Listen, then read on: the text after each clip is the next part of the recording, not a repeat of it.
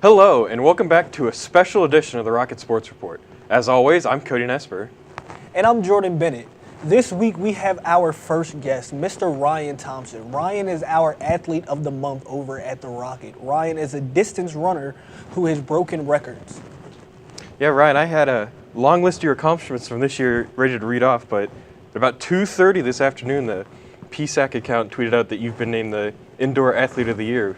When did you hear about that, and how'd you feel? I actually heard about that right before class, and it was pretty cool to hear that news, and all the hard work paid off. So I won the Regional Athlete of the Year, so I was kind of expecting it, but it was still cool to get another accolade. Mm-hmm. Ryan, track's a little bit different. Not a lot of people know all the track athletes at school and everything, but your story is a little bit different. You're the hometown hero right now. You're from Slippery Rock, went to Slippery Rock High School. What made your decision to come to Slippery Rock, and how is it here running for your school? Well, my sister ran here when she was in college, so I came to a couple of her meets, and I was in contact with the coach. And our coach Papa, he's recognized all over the country. He's been here for like 30 years or so. So I knew that he had really successful programs in the past, and he just kind of worked with my running style a good bit. And I knew the program was successful, so decided to stick around. Okay, so now you have all this. About a week ago, you set a school record in the mile, 3:52.13, which is absolutely incredible. So what was that like? What was your mindset going into that race? The Raleigh Relays is one of the biggest meets we go to all year. There's a lot of D1 competition down there, and I knew it was going to be one of my chances to get the school record, and I was set on getting it. So I just kind of went with the competition and used the good weather advantages and went after it and did pretty well on that. It wasn't just last weekend. Pretty much ever since the turn of the calendar, you've been on fire. I mean, for indoor on February 9th, you set the conference record for the indoor mile, and then February 25th, you were named the PSAC Championship Indoor MVP. What was the indoor season like for you this year? Well, I was really excited for it because I didn't have a cross-country season that I normally have. This is my 5th year, so I ran out of eligibility for that. But I was just training with indoor in my back of my mind all through the fall, and I was really excited to get out on the track and run come January, and I was just really motivated. And when you broke the conference record for the mile, did you find out right away, or? Yeah. My coach was actually on the phone with John Holtz, the sports information director, and I was pretty surprised because I knew the school record was in reach, but I didn't think I could get the conference record, so that was a pretty big surprise. And then afterwards, this month, you went to the indoor national competition on the 9th. You were a second-team All-American, and then, like we said last weekend, you broke another school record. So how's the transition into outdoor been going?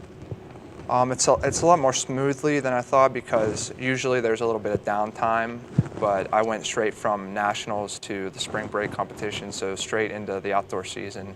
So my legs have handled it pretty well, and I'm just trying to kind of maintain the momentum that I've generated in indoors.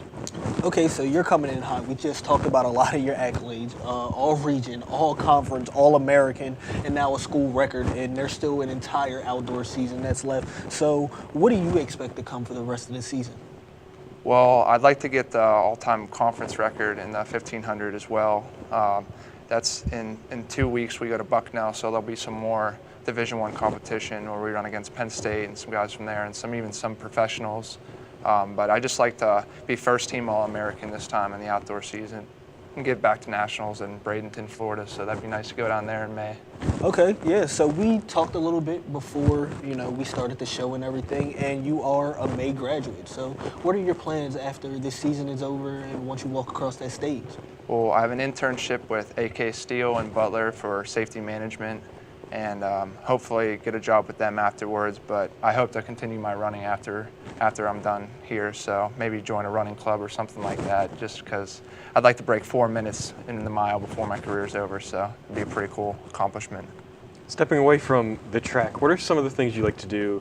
I'm sure as a student athlete there isn't a ton of downtime, but when you do get that downtime, what do you like to do?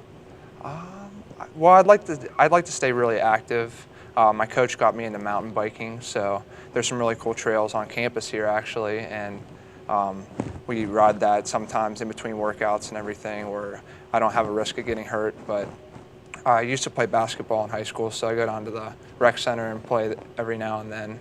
But mainly just, rest and recover from all the hard work we put in. Distance running and mountain biking. This guy doesn't stop. It's nonstop. That's a lot to do. But Ryan, we really appreciate you for coming on the show, being our first guest. It's very exciting. Good luck to you and the rest of your season. Hope you come out with the same outcomes that you had at indoor. It's been a really good time. Yeah, thanks for having me. I appreciate being on. I think this appearance will springboard you to get that conference title, don't you think? Yeah, I think so. All right, thanks everybody for watching, and we'll be back next week. All right, have a good one.